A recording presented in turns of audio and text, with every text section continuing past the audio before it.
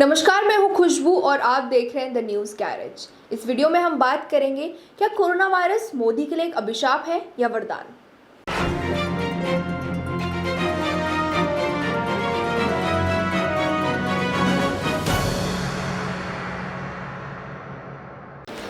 जैसे कि हम सभी जानते हैं कि कोरोना वायरस की वजह से देश में हर जगह लॉकडाउन जारी है। लॉकडाउन के चलते देश की हालत काफ़ी गंभीर दिखाई दे रही है। ऐसे में चाहे देश की अर्थव्यवस्था हो या लोगों की शारीरिक क्षमता, हर रूप से भारत इस समय बहुत बड़ी समस्या से गुजर रहा है। इस समय जो हालात है उसको ध्यान में रखते हुए ये कहा जा सकता है कि कोरोना वायरस ने इस देश से और यहाँ के लोगों से उनके घर, कारोबार और उनके अपने चाहने वालों की जिंदगी तक छीन ली। लेकिन क्या इन सब के बीच प्रधानमंत्री मोदी के लिए भी कोरोना वायरस एक अभिशाप बन के आया है? क्या प्रधानमंत्री नरेंद्र मोदी के लिए भी कोविड-19 उतना ही हानिकारक है जितना कि आम आदमी के लिए? भारत में कोरोना की शुरुआत जनवरी 2020 में हुई थी। तब से लेके अब तक का अलग अलग फेज में देश में लॉकडाउन जारी है। पहले स्कूल, कॉलेजेस और ऑफिसेज बंद करवाए गए। उसके बाद स्थिति काबू में ना आई, उसके बाद हर एक दुकान, दफ्तर, कारोबार लगभग बंद करवाए गए। ऐसे में निजी रूप से हर इंसान को तमाम परेशानी झेलनी पड़ रही है। देश में अलग अलग किस्म के व्यवसाय बंद हो गए हैं।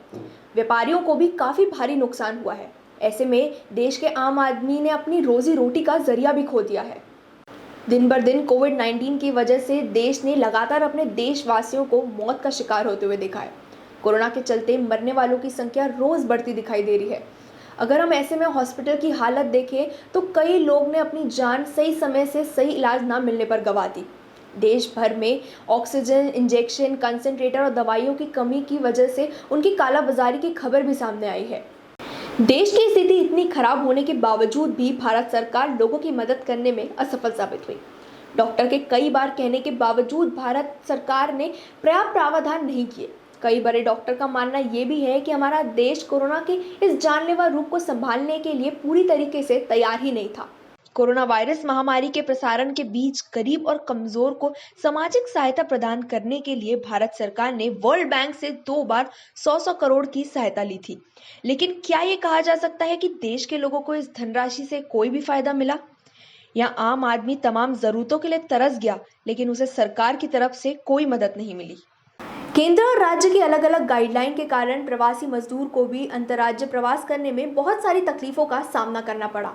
समाज में आए बहुत सारे संस्थाओं ने उनके प्रवास के दौरान भोजन दान करके उनकी मदद की।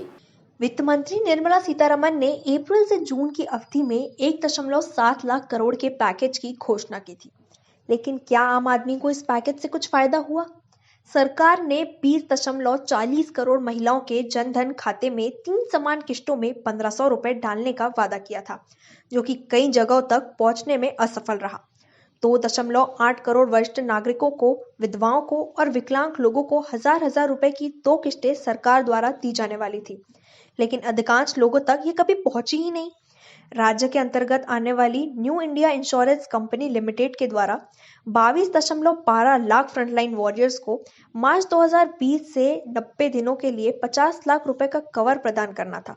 वो भी लोगों तक सफल रूप से नहीं पहुंच पाया। इतने बुरे हालात किसी भी व्यक्ति या देश के लिए एक अभिशाप से कम नहीं हो सकता।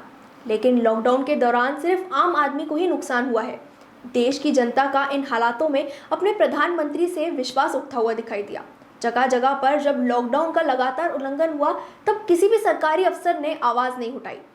लॉकडाउन की सख्ती का पालन करने के लिए जिन पुलिस वालों को तैनात किया गया था उनमें से कईयों ने रिश्वत खा के लॉकडाउन का उल्लंघन करने वाले लोगों को छोड़ दिया। किसी ने तो इसे अपना नया धंधा ही बना लिया। फिर भी सरकार चुप रही। लोगों ने सुविधाएं ना होने के कारण अपने घर वालों की जान तक गंवा दी, लेकिन सरकार कुछ नहीं कर सकी। कोविड से हो रही परेशानियां कभी सरकार ने अपनी जिम्मेदारी समझी ही नहीं। केंद्र सरकार अपनी जिम्मेदारी राज्य सरकार पर डालती रही और राज्य सरकार ने केंद्र सरकार की आलोचना करते हुए अपना वक्त गंवा दिया।